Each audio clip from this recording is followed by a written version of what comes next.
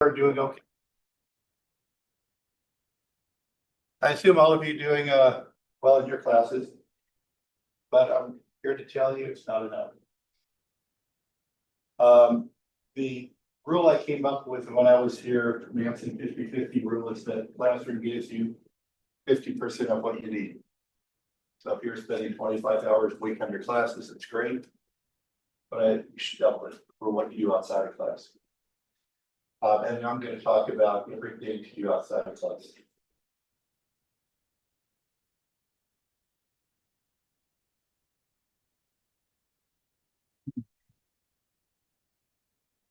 Here we go. So one of my favorite places to go is LinkedIn. Everybody is in LinkedIn, right? Everybody has a LinkedIn?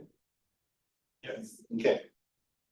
I make this offer each time I speak on campus. Actually, anytime I speak to students, I'm happy to connect with you.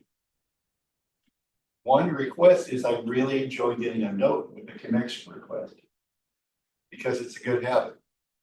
There'll be people in the future you really want to connect with, and it won't matter whether you can send them a note saying why you want to connect. Usually you hear them speak, you meet up with them some point, and then you decide I really would like to have that person as a connection, send a little note.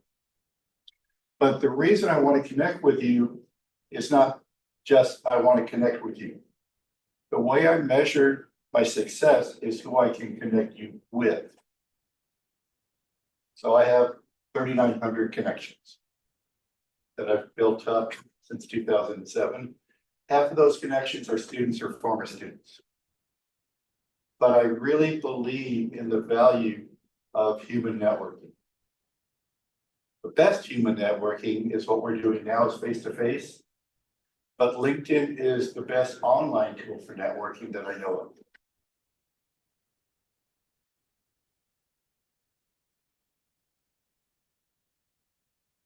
So my background goes way back into the last century.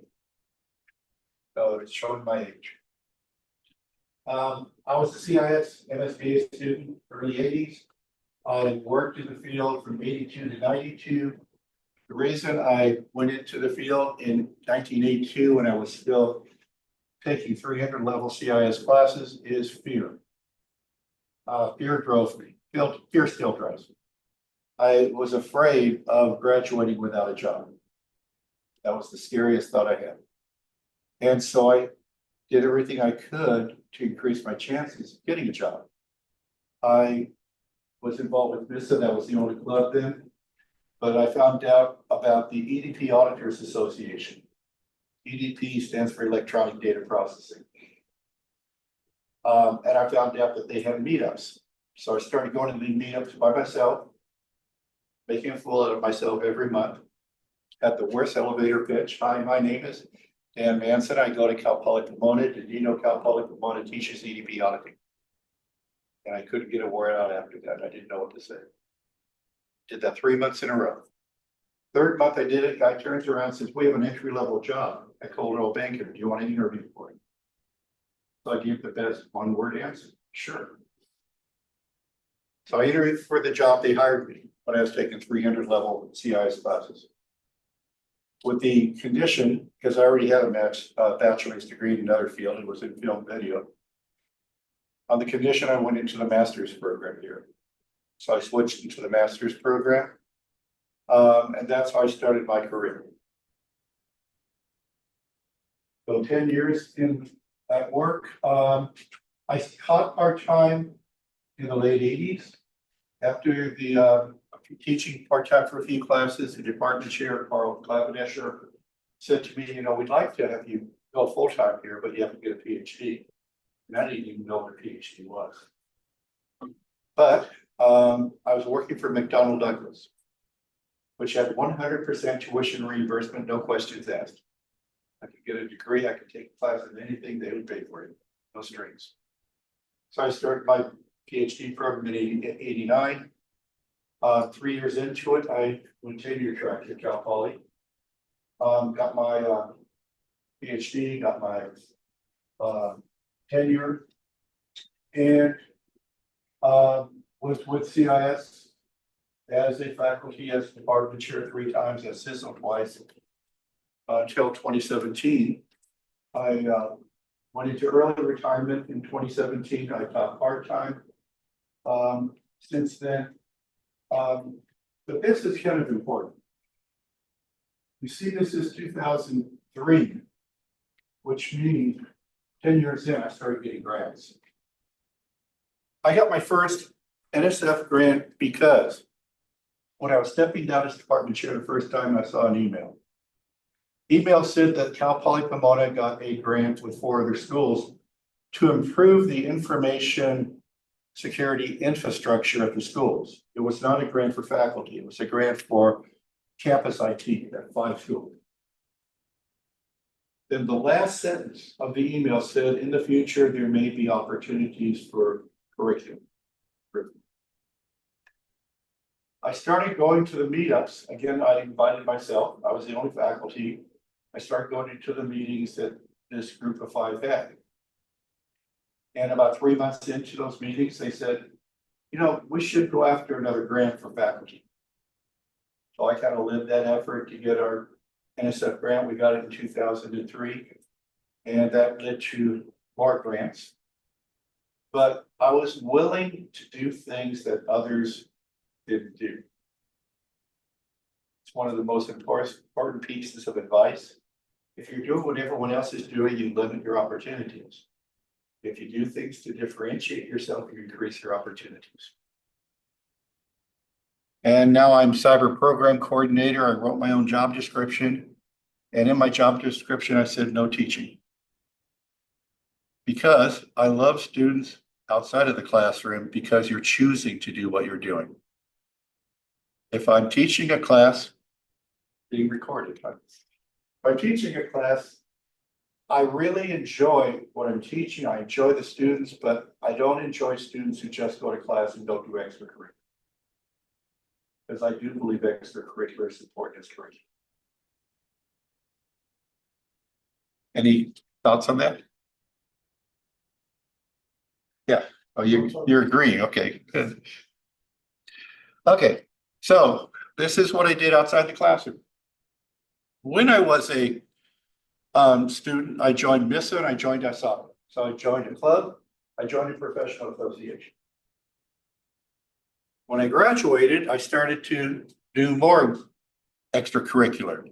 So besides my teaching responsibilities, I was a member of ISACA, ISSA, HTCI, InfraGard, the Centers of Academic Excellence, that's NSA and DHS, now going over to DOD. National Science Foundation grants, NSA grants, and served on advisory boards. I was president of HTCIA 2012, 2013. I was around when FAST was born, and I worked with the founding members. One of the founding members is president this year of HTCIA SoCal, Edmund Chung. I know he would love to hear how this club is doing.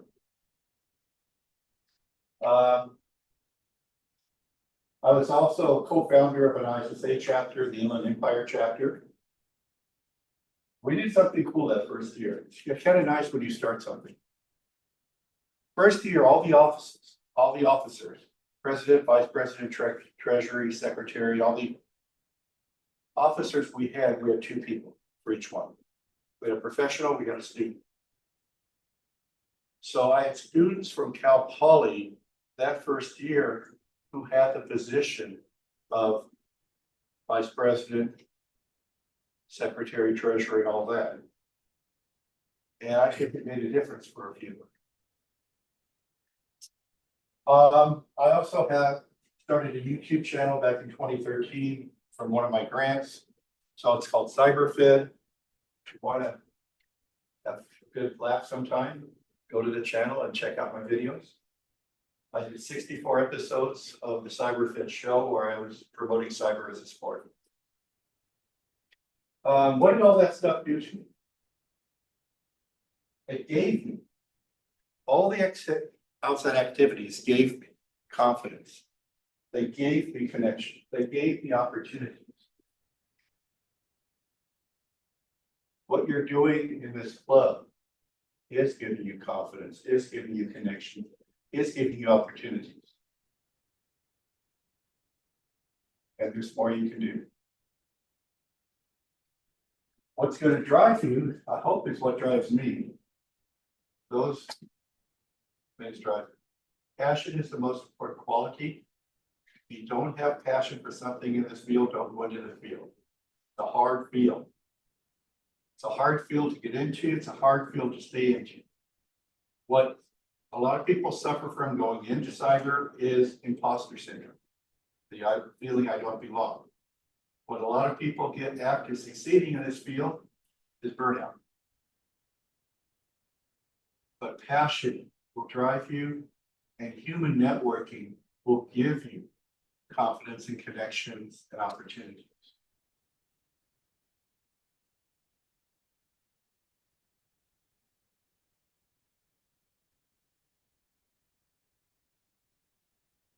So let me go through 10 ways to go outside the class. Like, anybody ever watched David Letterman top 10 list? You know, it's funny. I say things today and I realize, you know, you were probably born after that happened. All right, clubs. Clubs are my number one. Why? Yes. And person. In person, yeah. The personal connection, definitely. Yeah. The freedom, yes. Alumni club? The alumni. You have a rich alumni network, but this is the way to look at the network. You have a Cal Poly Pomona network. You have a College of Business network. You have a CIS network or a CS network if you're in computer science. And you have a club network. And I think sometimes the club network is the most important network. It's the way you bond, because if you connect with alumni who was in FAST or the other clubs, you have that shared experience. Freedom. Clubs have freedom to do things that we in the classroom do not. So you can spin up a CTI. You know, you can do the mixer that happened last fall with 4 other clubs. I'm grateful that I was invited to that. It was, I think, my best night of the year here, my best experience. It was so cool seeing the clubs together doing something and the alumni coming back. I'd love to see more of them. Okay, competitions. Some people over the years have said I'm addicted to it. So I started drinking the Kool-Aid. 2007, I went to the Midwest Collegiate Cyber Defense Competition. I went there with a camera and I interviewed students. The student told me I could learn more in these 3 days of a competition than a year's worth of classes. That was not a Cal Poly student.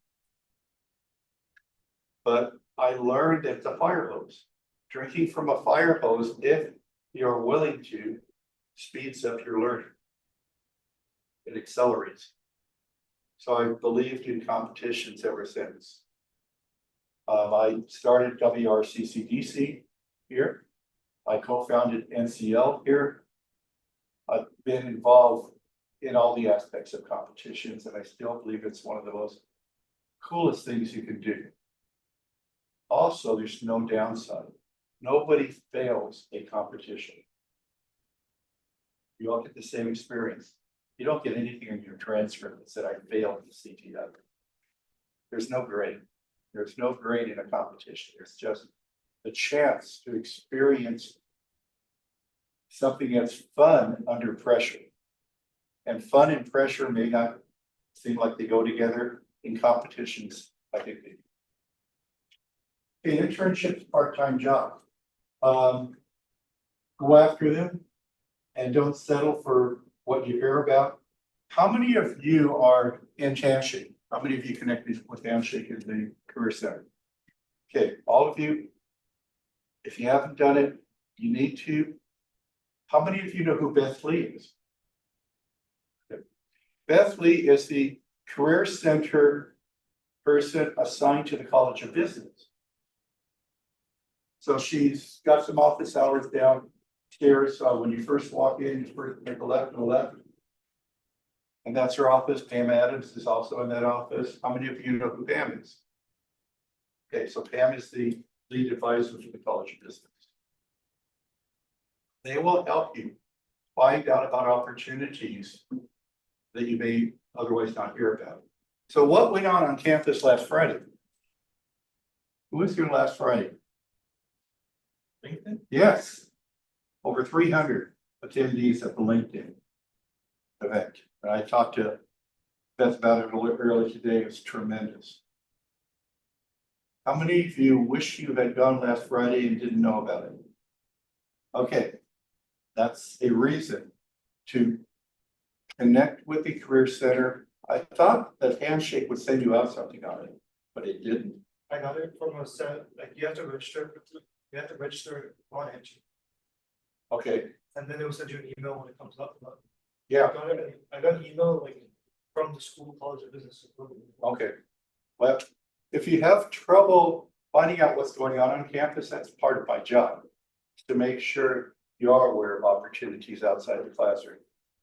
Don't hesitate, one, to connect with me, but two, to ping me anytime. Whether it's in LinkedIn or my email, dmanson@cpp.edu. It's my job to help connect. Professional associations, ISACA is still my favorite. Been involved off and on for over 40 years. But other ones are really good too. Last week I went to an ISSA meetup downtown LA. Speakers were on AI. They've got another one coming up that looks pretty good. HTCA, I haven't been to in a while, but I sure would like to. Is FAST still a student chapter of HTCIA? Yeah. No brainer for you. Stay involved. Presentations and publication. So this really starts to differentiate you. If you get a chance to do a presentation, if you get a chance to work with a faculty or work with other students on a publication. If you have something that's worth talking about, you can do a presentation.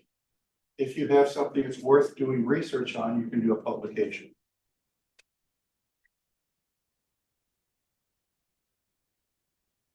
Okay, conferences and meetups.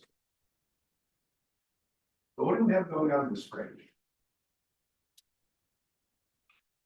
Let's see how many. ISACA Spring Conference. ISACA Spring Conference, Scale. SWIFT Tech Symposium. MISA ITC. MISA Reunion. CBARN. You want to be visible. It was very hard for me at the beginning. There are meetings, there are meetups I walked into and then walked out of. Intimidating. I forced myself to get past that. And once you get past that point, it becomes fun. You look forward to it. Volunteering. So internships, most internships are paid, but sometimes internships may be unpaid. Working for a club, I'm vice chair of academic relations for ISACA. It's an unpaid position, but it's really worth doing. If you have chances to volunteer, if it's something worthwhile, consider it. Scholarships, another recognition you have. I'm sure some of you have awards, some of you got scholarships. They help you stand out. And my quote for you to remember. It can be a long time to learn this. Life is not about what you do, it's who you get to do it with. All these grants, I've had 7 NSF grants. I've been on some CAE, NSA grants. It's because of who I got to do this stuff with. I looked at grants as having a chance to play with my friends. When you combine work and play, it doesn't seem like it's work, it's fun. Every grant I've been on has been fun. because I got to do what I wanted to do. No, the biggest grant I was on, $3 million NSF grant we got in 2010. There were three categories. There was faculty development, there was curriculum development, and there was student development. So guess which one I was in charge of? Student development. That was fun. And that enabled us to start NCO.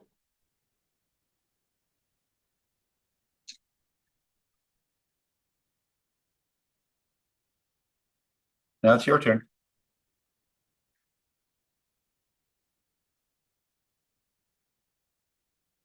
Is there anything in that top 10 that you don't think you can do, or you don't feel it's worth it? Is there anything in the top 10 you'd like help with? Okay.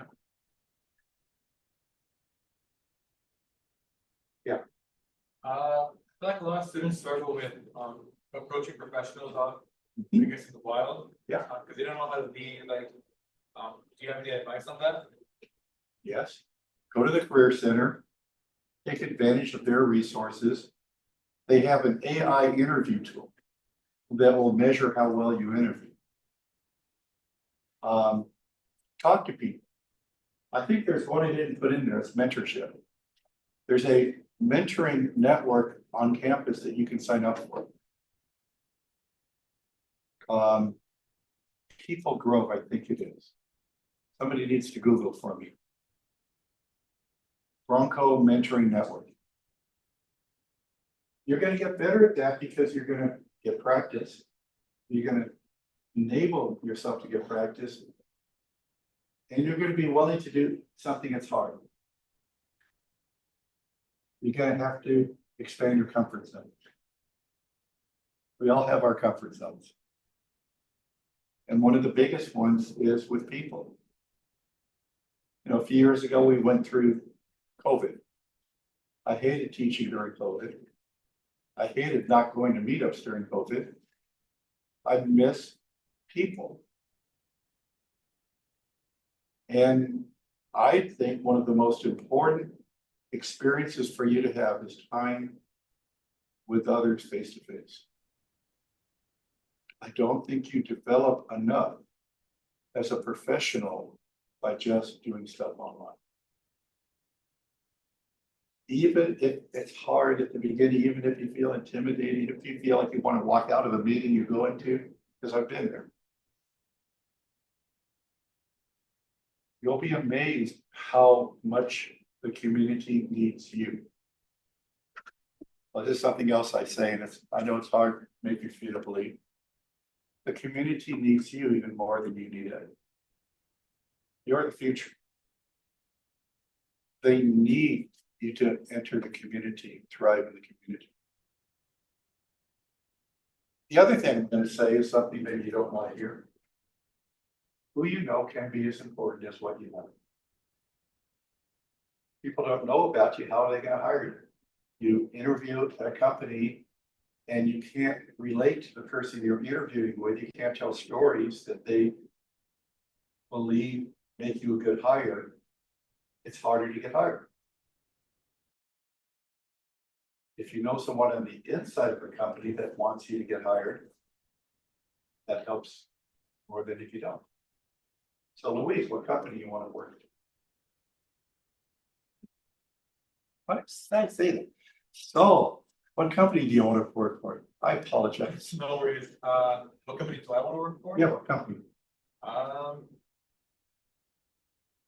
If I had to pick, probably an aerospace industry. Okay, So so what happened on Friday? weekend day. Lockheed Martin information session. You didn't know about it. Yes or no? You should touch base with me once a week. Lockheed Martin had an information session. Actually, you knew about it? I knew about it. Did you go to it? No. Yeah, I'm meeting with Lockheed Martin along with other people at 3:00. So I'll be asking them, how can people follow up? And I'll send you the information, the flyer for the session. That's right. Like one thing that's coming up recently is pretty good too. Like finance society, like industry as well as the firms coming up. How Yeah. that's gonna be. Definitely go to that. What are you gonna do about your resume? You gonna have someone else look at it? I already had to look at it, we'll Good. do it again. If other people look at your work, they will see things that you miss. Always is good to have another set of eyes.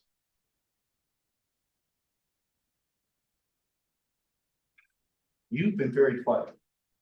I have a question, I guess, on how do you gain confidence, like presenting to like a large. How do you get accepted or how do you pull it off? I guess pull it off. Oh.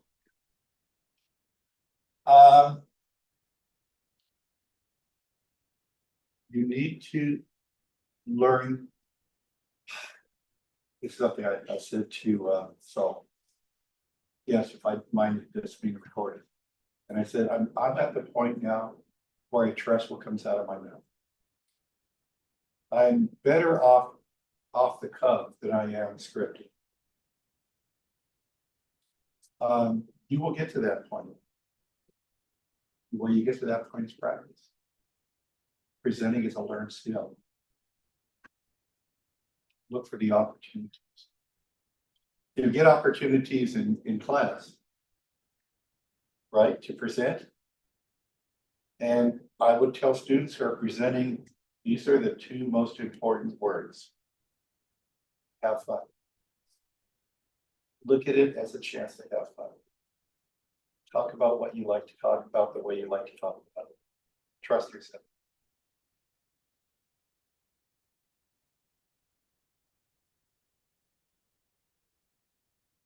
Okay, you haven't asked me a question. Question? Yeah. I recently attended the FS Isaac Fall Summit in Atlanta. And I had a really wonderful experience networking with all like the cybersecurity professionals who are specifically focused on like the financial sector of cybersecurity. Do you have any advice of how I can continue maintaining those relationships Yes. after I've sent them a message on LinkedIn into like a recurring Okay. event? Are we connected? I just sent you on your phone. Okay, well, I think I have a few ISAC connections. Mhm. So I'll go through and look for, but that's another thing. When you connect, did you send me a note? I sent it on my phone, so I didn't. Okay, all right, so anyway, follow up with me after I accept the connection and the more you can tell me about what you're looking for, the more I think I can help. Perfect, thank you. I actually spoke to FDIC 20 years ago. Really? And it was back in my early days of presenting and I was nervous. So if you want to know about bad experiences presenting. I was talking about two-factor authentication, which I was very comfortable with, the importance of doing two-factor. And I was giving the analogy of an ATM card being two-factor, that went well. But then during the question and answer period, this guy says, what do you think of IPsec? Yeah, that was my response. I said, oh, I'll have to look it up. That was one of the worst moments I've ever had in a presentation. So never be afraid of having someone ask you a question you can't answer. It's a great experience because I really learned in the future how to better prepare. Yeah. Do you have any advice regarding certifications that would look good on like an undergrad resume? Yes. Did you take IT infrastructure? No, I'm a CS major. Your CS, okay. Yeah. So we have a class that covers AWS. And then there's the cloud practitioner certification. We've been trying to get more students getting that cert. Certs relate to what you want to do. So tell me company and job that you might be interested in. Through the FS Isaac event, I was able to be paired with like a mentor from JP Morgan. And she works in cyber threat intelligence in the East Coast. And so I kind of work with the career department. I also have some background in AI/ML. I'm doing a fellowship at UCLA. So the intersection of AI and cyber is something I want. So that might relate to the certs you want to get. Yeah. Are you in LinkedIn now? Go to LinkedIn on your computer. I like doing this interactive. I'm on, I used to play this skiing in a class. I used to teach like a careers class. How are we doing time? We're at 12:37. We have until 12:50, so about 13 minutes. Okay, good. So I used to play the LinkedIn game. With my careers classes I would teach, I would ask, get volunteers and say, okay. Where do you want to be when you graduate? Where do you want to be in 5 years? And so they would give me a company name and what they would like to do. Then I would go into my LinkedIn and find 1 or 2 people at that company and say, you want to connect with them. Now, when I try to connect, it is not, I'm not betting 1,000. I believe in a good baseball batting average. I use that for grants, I use that for other things I do. So what's a good baseball batting average? 300. 300 is a good average. So I shoot for 3 out of 10. I usually do better at that when I'm connecting. So are you in? Peter, Peter, Sprenger. Springer. I don't know what his title is these days, but he's pretty high up. the CTO at Splunk. Yes, but look at what he was before Splunk. That's the thing. Yeah, I forgot he switched, but he was with a bank. He was the head of strategic initiatives at Citi and then Yeah. investment banking Yeah. associate at JP. Yeah. So would you like to connect? Yeah. Okay, good. Because one of my tasks here is forming a cyber advisory board for the college. And he's on my cyber advisory board now. So anybody I put on that advisory board, I don't mind bugging it all and saying, hey, this is a student that would like to connect with you. This is why. But it always helps to say this is why. Okay. Yes. Me, so. How do we get into private sector, public sector forensics? Because that's where I think I want to go, because Intel sounds really fun to me. Yeah. And I've met a lot of people in there and they seem like, seems like. Okay. Let's see, can I get a browser up here? Yeah. Get me a browser. So HTCI, I mentioned. I'm already part of that. Good. So just going to their meetings and talking Well, to them. Tell me who you know at HTCI, who you would like to know. First of all, your friend that's in HTC. Edmund? Okay, so you like me connected to Edmund? Yeah. That's easy. Okay, but let me. I'm not going to be able to. What I'm looking for is connections at the national, international level. So let's see what I get here. Just. Okay, I may not be able to do that here. Okay. Okay. I'll follow up with you. But there's a contact I have who was former president of the International. He lives up in Reno. But it's a case where he may help you, but he may know people that can help you. So that's one of the last things for me to say is when you connect with someone, they may not be the person that gives you what you're looking for. But they may know someone who can help you. That's just like my role is kind of a conduit in LinkedIn. Connect with me. There are things I may be able to help you with, but with my connections, there are a lot more people that might be able to help you. So when you connect with someone, don't get disappointed if they're not telling you they have a job, for example. And that's not the way you approach someone you want to connect with. Hi, I'd like a job with your company. That's not the best icebreaker. There's a term called informational interviewing. When you say, I'd like some more information, I'm interested in your company. This is why I'm interested in your company. I'd like some more information. That opens them up. They'll relax. So look for ways to do informational interviewing, which leads for what you're looking. I was wondering if you have to tell people who have them starting their own type of thing, side like in the industry. Soda? Yeah, like they had their own, like they did it on their own after working in the industry. I got a great story for you. Do you have LinkedIn open? Yeah. So he's on the college advisory board. He's given a lot back to Cal Poly. He graduated in 1999. I think he was a student in one of my classes. Daniel. B-E-J-M-U-K. B-E-J-M-U-K. That's not a bad thing to look at, is how you do a startup. But I can put this up at least. This is his company. This is something he started at Cal Poly.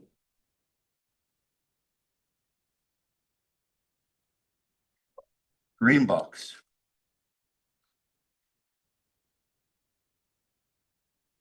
And it's, you kind of confirm my 50-50. So they do websites for a lot of companies that you know. Look at their list of clients, you'll recognize a lot.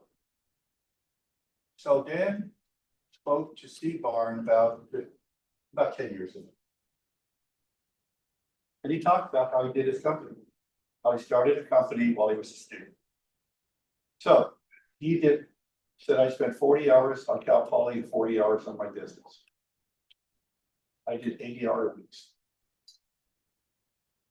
That's how he did it. But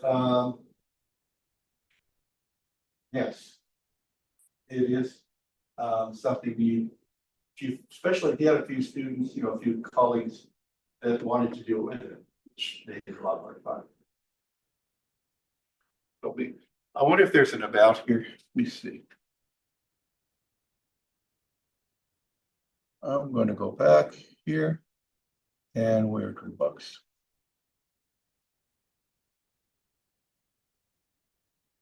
Yeah, makes me hungry.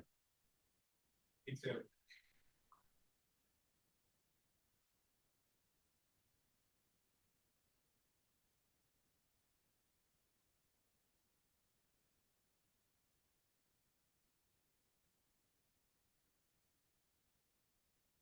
Um,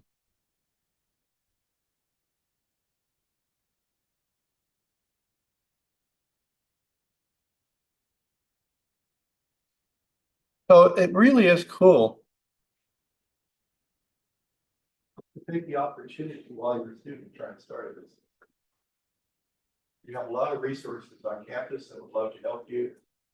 You have fellow students that could be great partners with you. So AI, for example, we're going to get a lot of support on this campus for AI. Anybody at the Avenant event Friday? Last Friday? The AI conference, you were there. Okay, so what did you walk away with? Did you feel that Avenant wants to help us? Yes. Yeah. So we're just at the beginning of AI. Was there, I think I saw a note on somewhere on the school that they'd be releasing something for the schools, was that, I think. First. Oh, the CSU has an agreement, yeah. The entire Cal State system has an agreement with OpenAI and other companies to provide tools, yes. So how do you stay in touch with something like that? Something that big, it's gonna affect all the campuses and all the knowledge is gonna greatly affect Cal Poly. How do you stay in touch and how do you look for opportunities? You never. Find the people that know what's going on, stay in touch with them.